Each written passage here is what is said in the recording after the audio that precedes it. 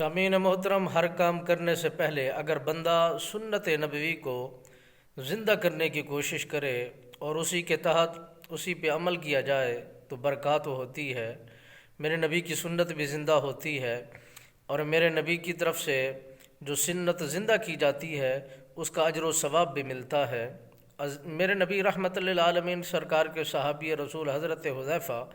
رضی اللہ تعالیٰ عنہ سرکار روایت کو نقل فرماتے ہیں۔ آپ فرماتے ہیں کہ آقا دو عالم صلی اللہ علیہ وسلم سرکار جب اپنے بستر پر تشریف لے جایا کرتے تھے، سب سے پہلے سونے سے پہلے وہ سونے کی دعا پڑھا کرتے تھے، اللہم بسمک اموت و احیا، اور اس کو پڑھنے کے بعد حضرت حذیفہ رضی اللہ تعالیٰ عنہ سرکار فرماتے ہیں کہ آقا نامدار صلی اللہ علیہ وسلم سرکار کا یہ طور و طریقہ تھا کہ جب بھی اپنے بستر پر لیٹ جایا کرتے تھے تو سورۃ فلق اور سورۃ ناس کو پڑھ کر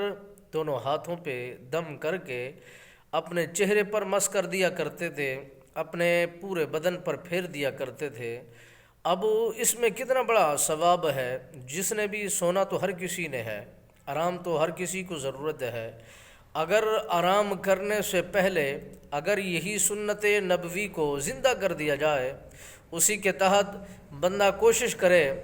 اور آقا دو عالم صلی اللہ علیہ وسلم سرکار کی سنت مبارکہ زندہ ہو جائے اور اس پر عمل ہو جائے تو برکات بھی ہوتی ہیں، رحمتیں بھی ہوتی ہیں، زندگی خوشحال بھی ہو جاتی ہے،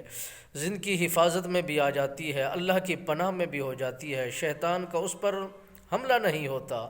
شیطان کا اس پر کوئی وسوسہ نہیں چلتا، کوئی شیطان کا اس پر اٹیک نہیں ہوتا۔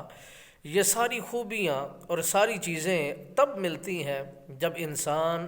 دین اسلام کے ساتھ وابستہ ہو جائے، اپنے آپ کو ہر کام کے اندر دین کو پہلی فرصت میں رکھے اور پہلے ہی اس پر عمل کرے، تو آقا نامدار صلی اللہ علیہ وسلم سرکار نے فرمایا اس کی زندگی خوشحال ہو جاتی ہے،